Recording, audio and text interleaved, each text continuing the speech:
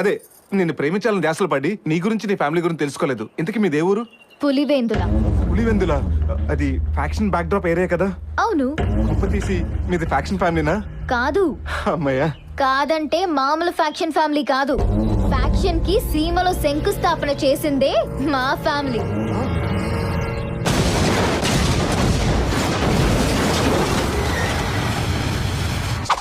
సీమలో మొదట కత్తి పట్టింది మా తాత, బాంబు చుట్టింది మా తాత, తొడగొట్టింది కూడా మీ తాతేనా? అవును. నీకెలా తెలుసు? ఇన్ని చేస్తున్నాడు, ఆ ఒకటి మాత్రం ఎందుకు చేయడు?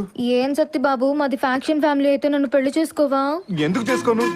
కూరలో కారం ఎక్కువైందని కూర తింటాం మానేస్తావా? నెయ్యి కలుపుకుని తింటాం గానీ ప్రేమించగలటి రుసుకులు తప్పవు కదా. ఆ? నమస్తే సార్. ఏంటి ఇలా వచ్చారు? అసలు కష్టంలే రాని నీ హోటల్ కి బ్రహ్మాండమైన ఆఫర్ వచ్చింది. పెద్దింట్లో ఫంక్షన్ కి క్యాటరింగ్ చేయాలా? ఈ హోటల్ అమ్మేయాలి. ఆఫర్ అమౌంట్ 2 కోట్లు. 2 కోట్ల? వామ్మో, అంత డబ్బు కలెక్ట్ చేయాలంటే ఎన్ని పర్సులు ఎన్ని డీల్స్ కొట్టాలో. చూడు సత్బాబు, అంత డబ్బును ఒకసారి కళ్ళారు చూడాలంటేనే అదృష్టం కావాలి. అదే సొంతం చేసుకోవాలంటే ఆ అదృష్టం బాబు దిగి రావాలి. బాబు కాదు, తాత దిగొచ్చినా నేను ఈ హోటల్ అమ్మను. ఒరే బ్రదరు, నీకు ఈగలు తోలుకుంటాను అలవాటైపోయి అదృష్టాన్ని కూడా ఈగలా తోలేస్తానంటున్నా.